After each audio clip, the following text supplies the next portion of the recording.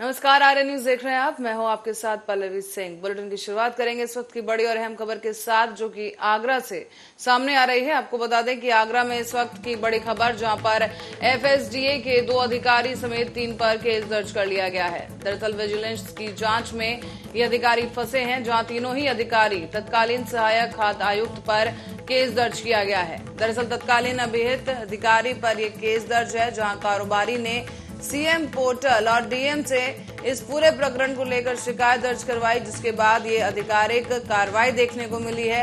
यहाँ आपको बताते चलें कि बड़ी कार्रवाई आगरा से सामने आई, जहां तत्कालीन अभिहित अधिकारी पर केस दर्ज किया है और एक कारोबारी की शिकायत पर यह केस दर्ज किया गया है, जहां जांच इस वक्त जारी है। सीएम पोर्टल और डीएम से इस पूरे मामले की शिकायत की गई थी, जिसके बाद आगरा में ये बड़ी कार्रवाई देखने को मिली, जहां एक कारोबारी ने सीएम पोर्टल और डीएम से शिकायत की और इसी के बाद एफएसडीए के 2 अधिकारी समेत 3 अधिकारियों पर केस दर्ज कर लिया गया है। साथ ही इस दौरान विजिलेंस की जांच में ये तीनों ही अधिकारी अब फंसे हुए नजर आ रहे हैं। एक शिकायत के आधार पर इन तीनों पर ही केस दर्ज किया गया।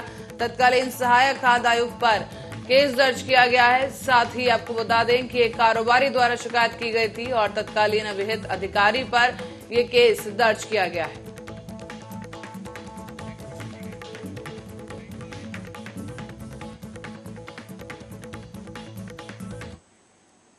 और बड़ी खबर एक और सामने आ रही है मैनपुरी से। इससे भी आपको रूबरू करा दे, जहां पर मैनपुरी से इस वक्त की बड़ी खबर सामने आ रही है। पंखे पर एक महिला का शव लटका हुआ मिला है। मैनपुरी में संदिग्ध हालातों में शव की ये खबर सामने आई है, जहां पर लिव इन रिलेशनशिप में रह रही थी ये महिला और पति से दूर 6 महीने से किराए के मकान में रहा करती थी ये महिला, जहां पर उसका संदिग्ध हालातों में शव मिला है। आपको बता दें, पंखे से लटका हुआ यह शव मिला है। मकान मालिक से थे महिला के अवैध संबंध और शहर इलाके के मोहल्ला बंशी गोहरा की ये घटना बताई जा रही है। यहाँ पर मकान मालिक से महिला के अवैध संबंध की खबर सामने आई है और इसी दौरान महिला का जो शव है वो जो पंखे से लटका हुआ मिला है। शहर इलाके के मोहल्ला बंशी गोहरा की ये घटना है, जहां पर महिला की संदिग्ध हालातों में मौत हो गई है और उनका शव जो है पंखे से लटका हुआ मिला है। फिलहाल इस पूरे मामले को लेकर जांच के बाद ही कुछ सामने आ पाएगा कि आत्महत्या थी या फिर हत्या को आत्महत्या का रूप देने की कोशिश की गई। लेकिन बताया जा रहा है कि महिला लिव इन रिलेशनशिप में रह रही थी और एक किराए के मकान में अपने पति से दूर होकर रह रही थी। करीब 6 महीने से किराए के मकान में रहती थी महिला और मकान के ही मालिक के साथ महिला के अवैध संबंध थे और अचानक से अब महिला का शव उस घर में मिला है, जहां पंखे पर लटका हुआ महिला का शव मिला है। पूरा बता दें आपको, ये मामला जो है मोहल्ला बंशी गोहरा का बताया जा रहा है।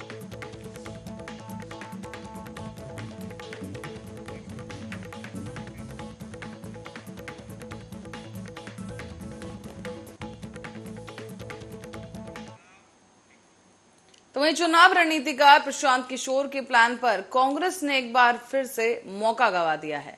यहां कांग्रेस के अंदर की उधेड़ बूंद खत्म होने का नाम नहीं ले रही है और अब ऐसे में सवाल उठता है कि कांग्रेस का भविष्य आखिर क्या रह गया है। कांग्रेस का नीचे गिरना थोड़ी अटपटी करने वाली बात है, लेकिन एक बड़ी पार्टी जिसके पास बेहतर सोशल गठजोड़ रहा हो, लेकिन धीरे धीरे इसमें भी अब पार्टी के भीतर समस्याएं और बाहरी बदलाव की नहीं बल्कि इसे स्वीकार करने की है, ये साफ दिख रहा है। यहाँ पर एक सवाल ये भी कि साफ साफ कहा जाए तो कांग्रेस के भीतर ऐसे गुट हैं जो लगातार बदलाव की कोशिशों को झटका दे रहे हैं। प्रशांत किशोर के प्लान के मुताबिक जो बातें थी उसमें जमीनी स्तर पर पार्टी को मजबूत करना, पक्षपात की जगह मेरिट के आधार पर टिकट बंटवारा, संगठन के चुनाव, कम्युनिकेशन रणनीति में बड़े बदलाव शामिल थे। लेकिन एक बात समझ में ये नहीं आई कि क्यों कांग्रेस इस दिशा में आगे नहीं बढ़ पा रही है, जो आगे कांग्रेस के लिए खतरा हो सकता है।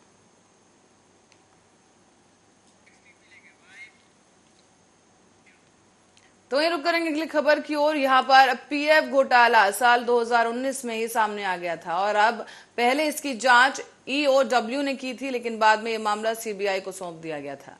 साथ ही शासन के उच्च पदस्थ सूत्रों के मुताबिक अब नियुक्ति और कार्मिक विभाग ने तथ्यों की पड़ताल की तो सामने आया है कि जिस बोर्ड बैठक में ज्यादा रिटर्न देने वाली कंपनियों में निवेश का फैसला हुआ दिखाया गया है, उस कार्यवृत्त पर तत्कालीन चेयरमैन संजय अग्रवाल के दस्तखत फर्जी थे। Uttar Pradesh power corporation limited में हुए 22 अरब रुपए के पीएफ घोटाले में आईएएस अफसर संजय अग्रवाल के दस्तखत फर्जी निकले हैं। यहां फोरेंसिक जांच में इसकी पुष्टि होने के बाद शासन ने कॉर्पोरेशन में तैनात रहे तत्कालीन चेयरमैन संजय अग्रवाल और आलोक कुमार और तत्कालीन एमडी अपर्णा यू के खिलाफ पूछताछ की मंजूरी नहीं दी। हालांकि सीबीआई ने कुछ समय पहले ही तीनों के खिलाफ पूछताछ के चलते अनुमति मांगी थी।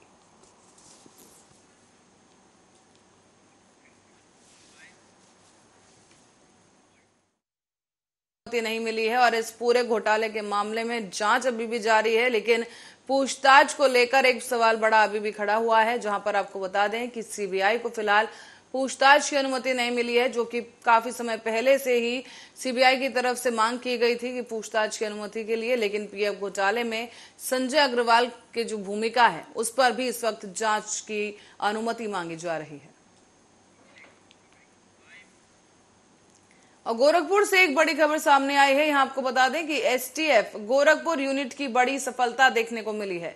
एक बड़ी खबर गोरखपुर से इससे आपको रूबरू करा दें। यहां पर एसटीएफ गोरखपुर यूनिट की बड़ी सफलता देखने को मिली, जहां पर इंस्पेक्टर सत्य प्रकाश सिंह की टीम को यह सफलता मिली है। बस्ती से 13 साल का एक बच्चा बरामद कर लिया गया है, जिसका अपहरण कर लिया गया था और बदमाशों ने 50 लाख की फिरौती मांगी थी। फिलहाल पुलिस ने 2 बदमाशों को गिरफ्तार भी कर लिया है और इसी के साथ ही आगे की कार्रवाई जारी है। दरअसल ये बड़ी सफलता पुलिस को बस्ती से मिली है, जहां पर 13 साल के एक बच्चे को अपहरण कर लिया गया था बच्चे का, और उसके बाद परिजनों से 50 लाख की फिरौती मांगी गई थी। लेकिन पुलिस ने इस पूरे मामले में तत्परता दिखाते हुए और कार्रवाई करते हुए बच्चे को बरामद कर लिया है सही सलामत, और इसी के साथ ही बदमाशों को भी गिरफ्तार कर लिया गया है। फिलहाल आगे की कार्रवाई पुलिस ने केस दर्ज कर शुरू कर दी है और 2 बदमाश इस पूरे मामले में गिरफ्तार किए गए हैं, जिन्होंने बच्चे को अगवा किया और उसके बाद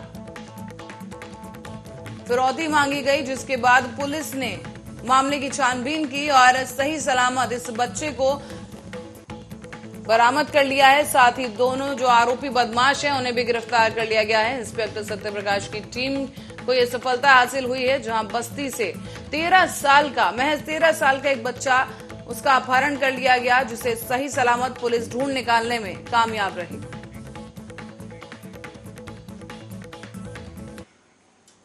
बरेली से एक ऐसा मामला सामने आ रहा है जहां फिर एक बार तमंचे के साथ कई फोटोज वायरल हो रहे हैं। यहां थाना क्षेत्र किला के सवाले नगर का रहने वाला युवक जिसकी तस्वीरें वायरल हो रही हैं और बाकी 3 लोग उसके साथ ही बताए जा रहे हैं। बताया यह भी जा रहा है कि इन चारों लोगों ने अपनी फेसबुक पर स्टेटस लगाया था, जो इन्हीं के किसी साथी ने निकाल कर वायरल कर दिया है और अब पुलिस इनकी तलाश में जुट चुकी है।